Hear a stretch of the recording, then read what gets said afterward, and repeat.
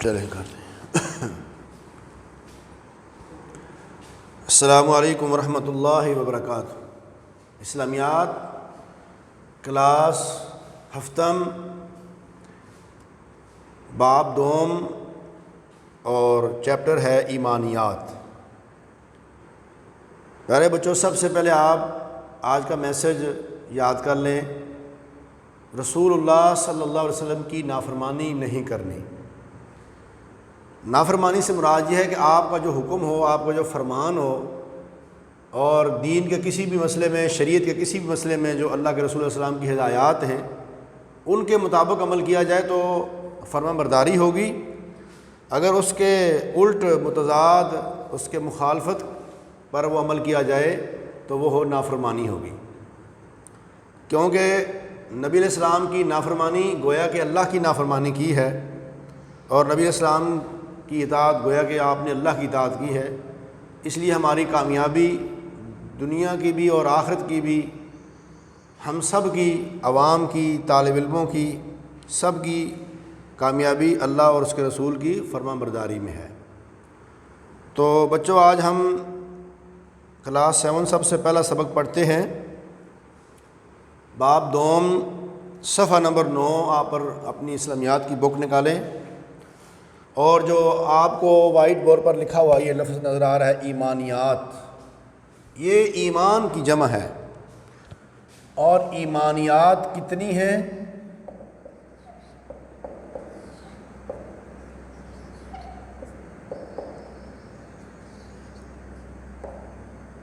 یہ سوال ہے، ایمانیات کتنی ہیں؟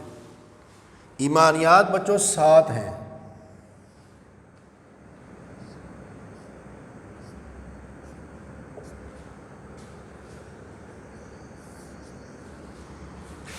اللہ پر ایمان،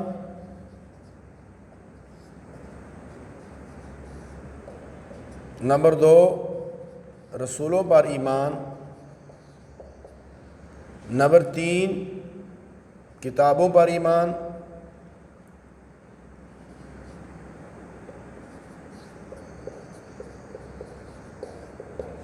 فرشتوں پر ایمان،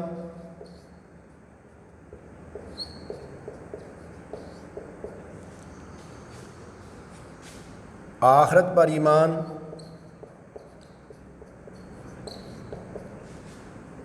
اچھی اور بری تقدیر پر ایمان۔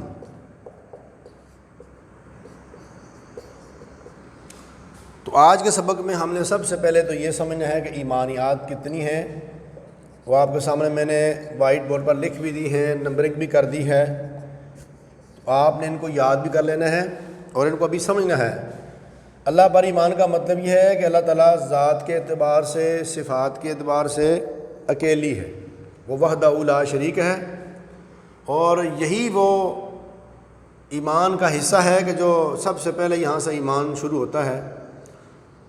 جس طرح ہم اشہد ان لا الہ الا اللہ واشہد ان محمدً عبدہ ورسولہ پڑھتے ہیں، تو ایمان سب سے پہلے اللہ پہ لانا ہے، اس کے بعد اس کے رسولوں پر ایمان لانا ہے۔ جتنے بھی رسول دنیا کے اندر آئے، آدم علیہ السلام سے لے کر آخری نبی محمد رسول اللہ صلی اللہ علیہ وسلم تک، کتابیں جتنی بھی اللہ نے آسمان سے اتاری ہیں ساری اللہ کی طرف سے نازل شدہ ہیں، لیکن جو آخری کتاب ہے اس پر تفصیلی ایمان لانا ہے کہ یعنی اس پر عمل بھی کرنا ہے، اس نے جو کہا ہے۔ فرشتے اللہ تعالیٰ کی مخلوق ہیں جو نہیں نظر آنے والی، اللہ کی نورانی مخلوق ہے، انسانوں کے کندھوں پر موجود ہیں، انسانوں کی حفاظت کے لیے مأمور ہیں۔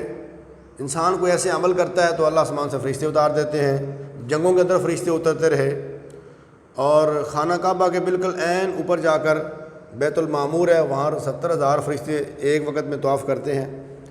تو فرشتوں کی تعداد، فرشتوں میں سب سے بڑے 4 فرشتے ہیں، جبرائیل، میکائیل، اسرافیل اور عزرائیل، اور ان کی مختلف ڈیوٹیز ہیں۔